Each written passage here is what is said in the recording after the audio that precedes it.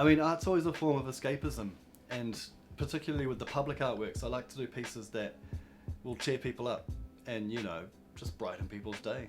And there's not really anything deeper that I'm trying to get to with these public artworks.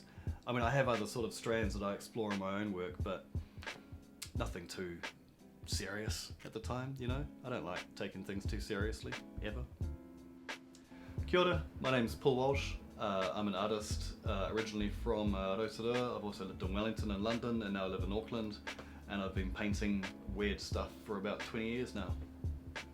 For one, I've been taking the internet memes as inspiration while I've been doing these artworks, because the chorus boxes are the boxes that the internet actually travels through, so I thought it was quite cool to use that as the inspiration for the art that goes on them. Another reason that I like using the memes as sort of the inspiration for my chorus cabinets is that the internet hasn't really been studied through art as a sort of source of inspiration. It's used to disseminate art, and there are a few contemporary people that call themselves internet artists, but they're just doing crap like showing GIFs on a loop in a gallery or something, like kind of a weird application of it. But I love the fact that there's sort of been a global non-verbal language that's arisen of the meme of like a weird, usually animal character representing a certain emotion, and that sort of transcends languages and cultures, and like everyone likes a stupid looking animal, and I think that's really cool. What happened is that I was contacted by the school after a little piece on TV3, and they saw that they wanted me to speak to the students, so I went out to the school. And I looked around the school and I was like, man, you guys need some murals, because it's pretty beat up old school. And so, yeah, and I didn't really want to say to them, so you have to pay me $1,000 to paint a mural, because they need their money for buying books and stuff that school's got to buy.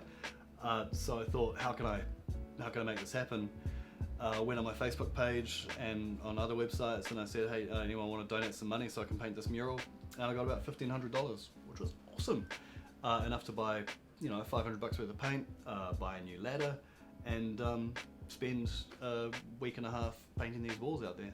Well, when I created those pieces, I specifically wanted to give it a sort of an educational component, I guess. One of them covers the landscapes that we have in New Zealand, from beaches to alpine forests, and all of the stuff we have in between, and the other one's the underwater stuff that you're most likely to come into contact with if you're hanging out around the New Zealand coastlines.